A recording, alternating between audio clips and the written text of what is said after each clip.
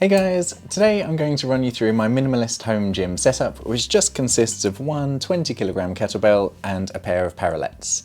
I'm also normally surrounded by kids' toys and screaming children that jump all over me, so I need my gym setup to be very small, very neat and compact. So today I'm going to show you how I train my upper body, my core, my legs, I train my cardio, and I even improve my flexibility just by using these two pieces of kit. Let's get into it. So let's take the kettlebell.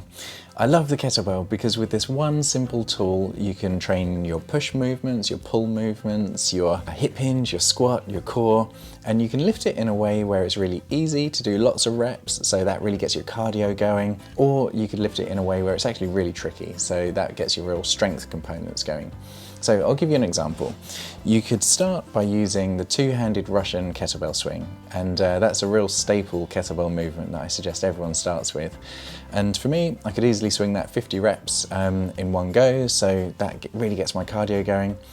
But going from a two-handed Russian kettlebell swing, I could then switch to a one-handed kettlebell swing. That gets a nice spinal rotation. It's also a bit harder on the biomechanical chain. And then from a one-handed swing, I could take that into a clean or a snatch, and then that gets a bit harder again. And then if I wanted to train my upper body and push the kettlebell overhead, to make it easy, I could start with a push jerk, which is where you have what's called a double dip in your legs, where you bend your knees twice to get underneath the weight. Or you could use a push press, which is where you bend your legs just once and you use your leg strength to get the weight up, but you're only allowed to bend them once. Or you could use a strict press, which is just your arms and your shoulder, pushing that weight overhead.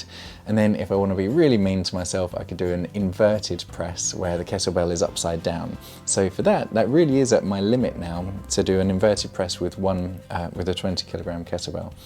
With just one weight, I've gone from something that I can do 50 reps of to 1 rep of. And the higher end, the 50 reps, that's really cardio based as well. And then at the lower end, that's really strength based. So it's a very simple tool. It's made me out of breath and it's made me stronger. And some of those movements have to require a lot of balance and core control. So it's really helping my nervous system as well. Moving over to the Parallettes now.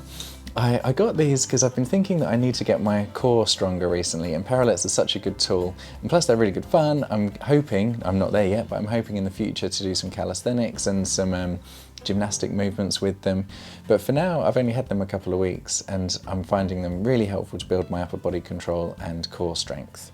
The simple routine I've been doing is doing a gymnastic press up. The differences with a gymnastic press up compared to a normal press up is that you take your hands slightly lower, so they're more in line with, say, your lower ribs and belly more than, say, your chest. Your hands might be a bit narrower, so you can keep your elbows really tucked in. At the top and during the movement, you really try and protract your scapulae and keep your scapulae nice and controlled, your shoulder blades nice and controlled. And then the hardest bit is actually you go on the tops of your feet. If you've never tried this, give it a go. It's amazing. I think it's something about taking out the posterior chain of, say, your calves and hamstrings, and by resting on the tops of your feet, it makes it so much harder. So it requires so much more core control. I've been having fun with those.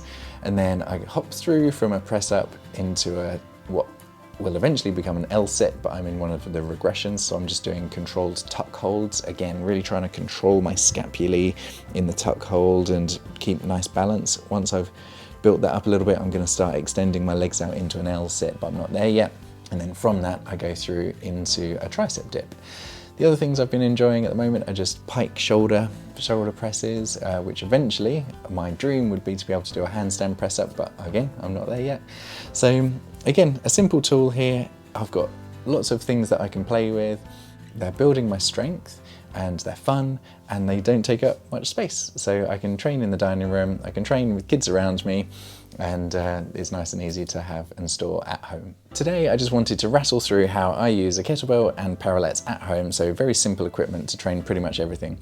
If you want any more detailed videos about some of the specific movements that I've spoken about, please comment below.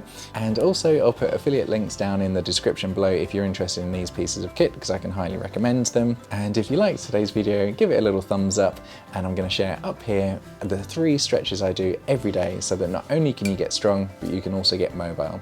And until next time, have a healthy week.